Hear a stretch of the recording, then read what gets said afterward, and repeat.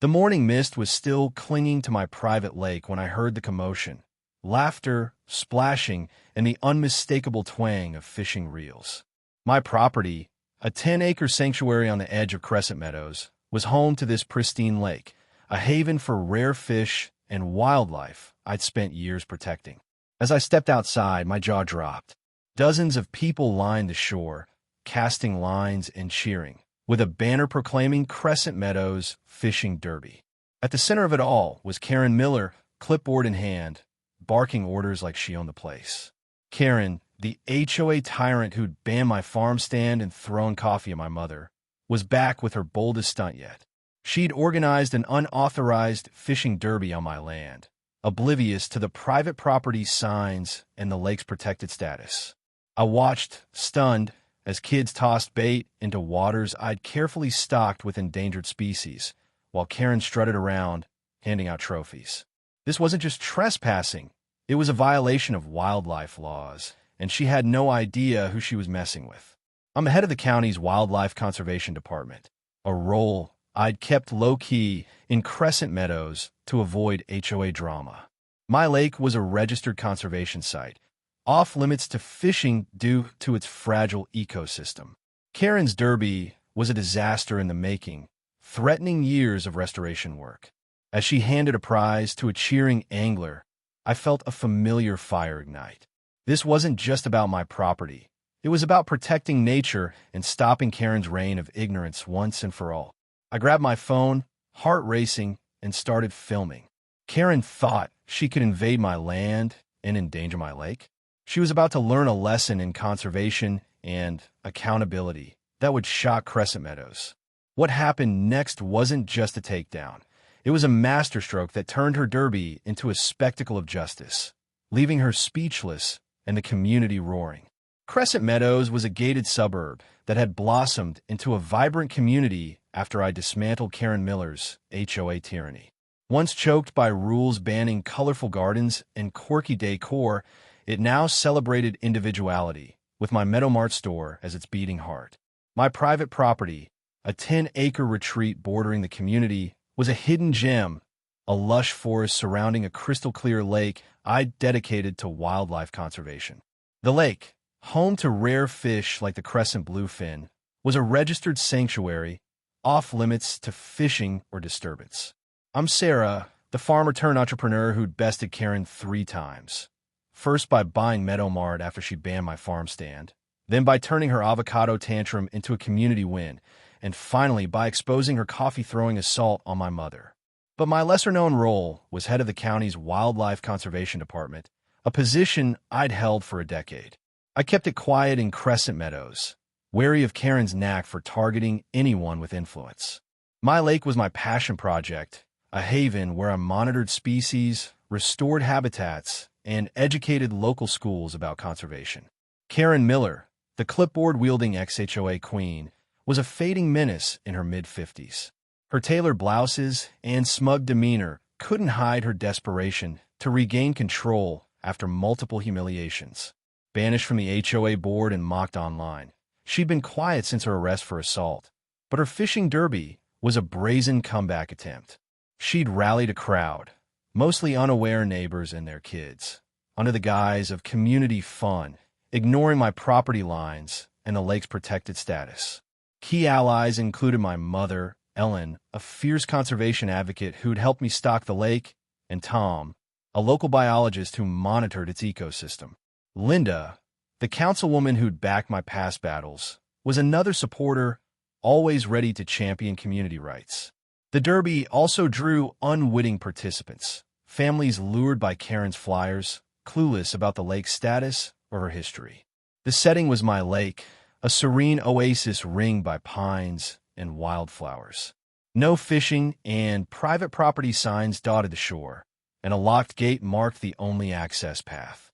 Karen had clearly ignored all warnings, likely picking the lock to let her crowd in. Her derby setup, tents, coolers, and a trophy table, clashed with the lake's natural beauty, and the sight of hooks in the water made my stomach churn. This was no innocent event. It was an ecological threat and a personal jab at my life's work. Karen's derby wasn't just trespassing, It was a reckless assault on a fragile ecosystem and a challenge to my authority as a conservationist. For me, it was a chance to protect my lake, expose her ignorance, and rally Crescent Meadows around a cause bigger than HOA feuds. As I filmed her strutting by the shore, I knew this was the fight that would define my legacy. Karen's fishing derby was a full-blown invasion. The shore was packed, kids casting lines, parents cheering, and Karen handing out juice boxes like a benevolent ruler. Her banner, Crescent Meadows Fishing Derby, fluttered proudly, but the sight of fish being reeled in from my protected lake sent my heart racing. The crescent bluefin, a species I'd nursed back from near extinction, was at risk, and every hook was a potential disaster. I started recording, zooming in on Karen's clipboard, and the no fishing sign she'd ignored. I called Tom, the biologist, who was horrified. "Sarah, this is illegal. That lake's a conservation site. State law bans fishing there." He promised to bring backup from the wildlife department, including rangers with citation powers. I texted my mother, who was already on her way with her conservation group's records, proving the lake's protected status. "Karen's done it now," she replied. "Let's shut this down." I approached the crowd, keeping my voice calm. "Excuse me, this is private property. The lake's a conservation site. No fishing allowed." Some parents looked confused, lowering their rods, but Karen spun around, eyes blazing. "This is a community event," she snapped. "You can't stop us." She waved her clipboard, claiming she'd gotten HOA approval. A lie, since she'd been ousted from the board. I held up my phone, still recording. "This is my land, Karen. You're trespassing." The crowd grew uneasy, parents whispering about the signs they'd passed. A kid tugged his mom's sleeve, asking, "Are we in trouble?" I reassured them, "You were misled. Pack up, and there's no issue." But Karen doubled down, shouting, "She's lying. This lake's for everyone." She rallied her loyalists, a few HOA holdouts, urging them to keep fishing.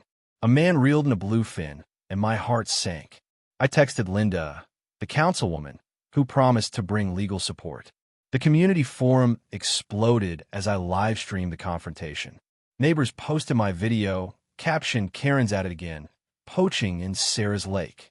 Hashtag Karen fishing fiasco and hashtag save the lake trended locally, with comments like "She's insane" and "Protect Sarah's sanctuary." My mother arrived, handing me permits and ecological reports, which I shared online. "This lake's a state-protected site," I posted. "Karen's derby is illegal." The likes poured in, and news vans pulled up, alerted by the viral stream. Karen tried to spin the narrative, telling the crowd I was hoarding the lake for elites. But her lies fell flat. Neighbors knew my conservation work through school programs and Meadow Mart's eco events. A teen in the crowd shouted, "Leave the fish alone," sparking cheers. Karen's face reddened, but she kept directing anglers, oblivious to the ranger's truck pulling in. Tom and two armed rangers stepped out, badges gleaming, and the crowd parted. I kept filming, narrating for the stream. Karen's endangering rare species and breaking state law. This isn't a derby, it's a crime.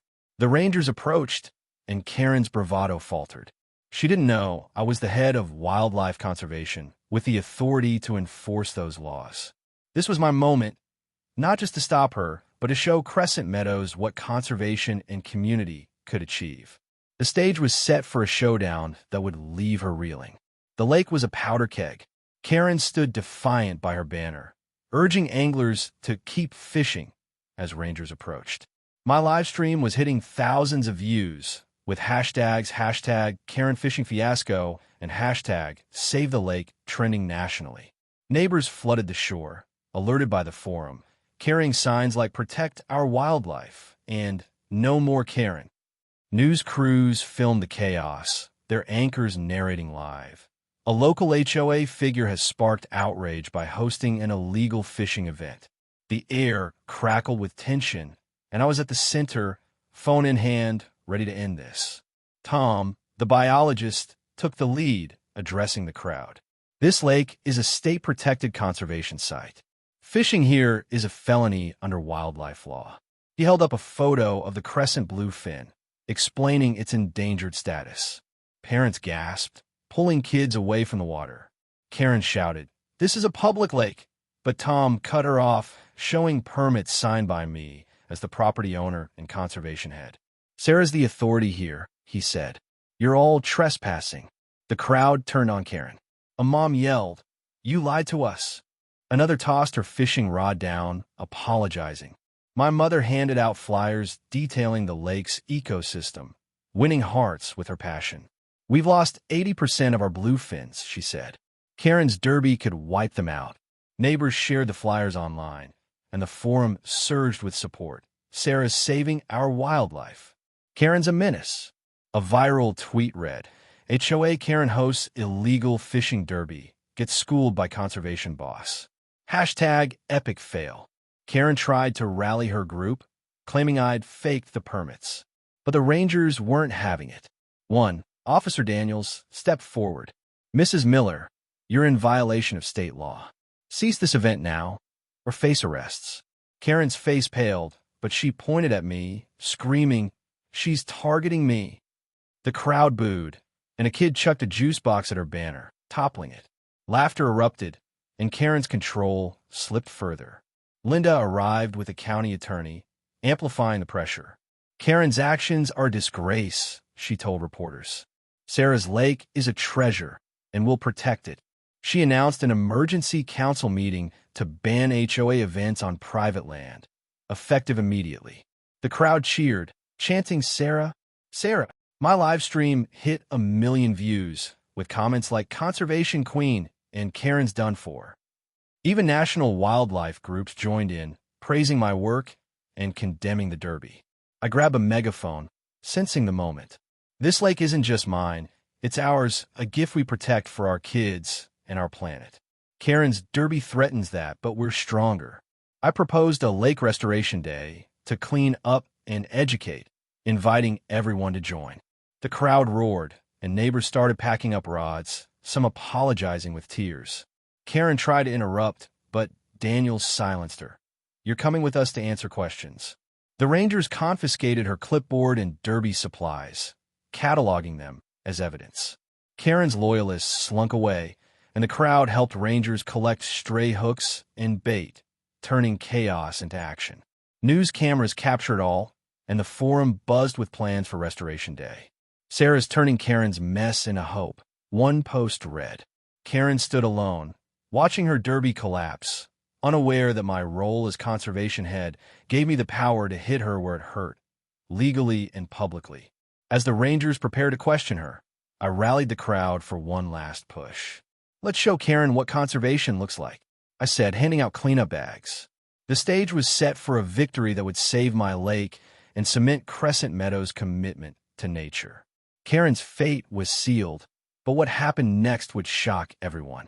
The lake shore was electric as rangers surrounded Karen, her derby in ruins. My livestream peaked at 2 million views, with hashtag Karen Fishing Fiasco and hashtag Save the Lake dominating social media. The crowd, neighbors, rangers, reporters, watched as Officer Daniels addressed Karen.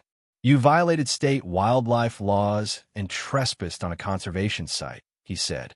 "You're facing fines and possible charges." Karen's face crumpled, her clipboard gone, her banner trampled. She stammered, "I didn't know," but Daniels held up my permits. Ignorance isn't an excuse. I stepped forward, megaphone in hand, my role as wildlife conservation head now public. "Karen, this lake is a sanctuary protected by law and my department. Your derby endangered rare species and broke every rule I enforce."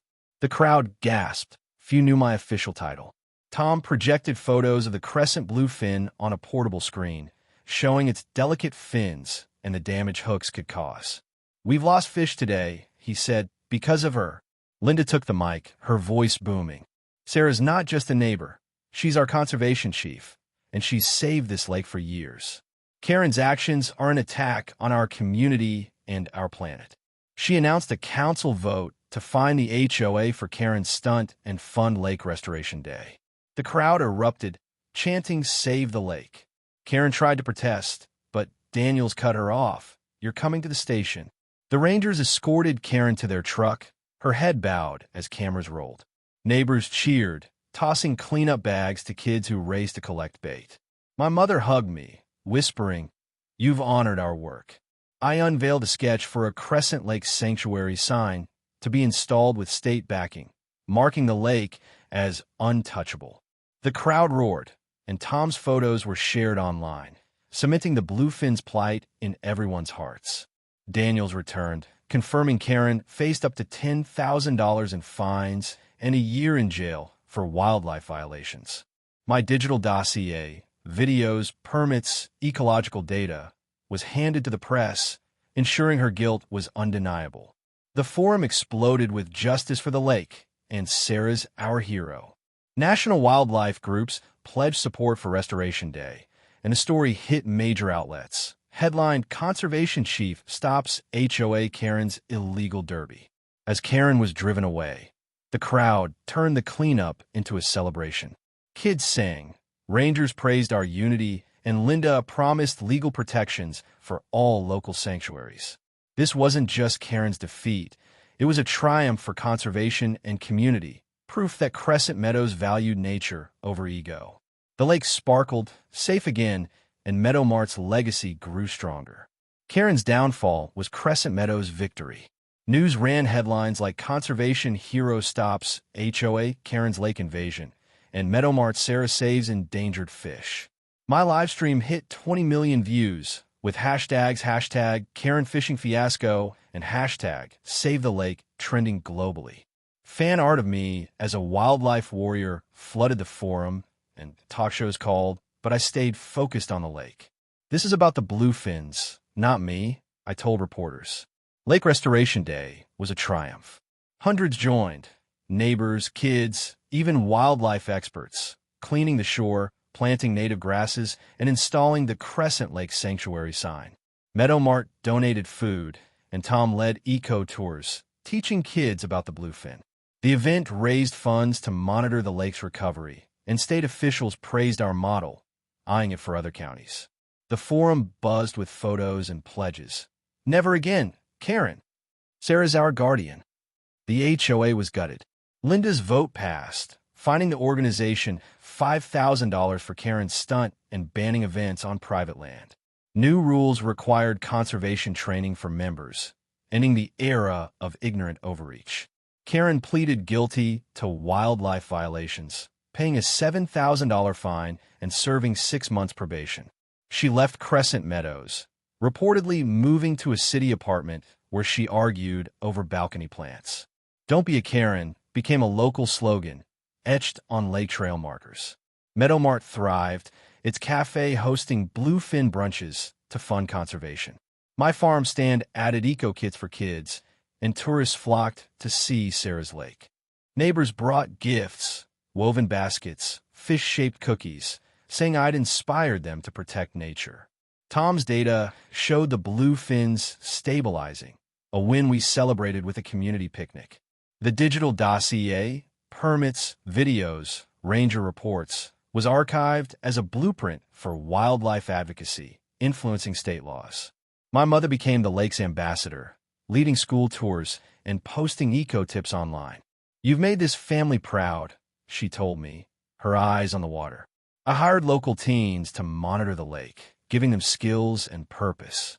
The forum planned a sanctuary festival with music and eco-workshops, cementing our commitment. Sarah turned Karen's chaos into our future, one post read. At the festival, under a banner reading "Guardians of the Lake," Linda toasted, "To Sarah, Ellen, and Crescent Meadows, where nature wins." Fireflies danced, kids laughed, and the lake gleamed. Karen's derby had been a threat, but we'd turned it into a legacy. Meadow Mart, my stand, and the lake weren't just mine. They were ours, proof that community and conservation could outshine any bully. As stars lit the sky, I knew Crescent Meadows would always protect its heart, wild and free.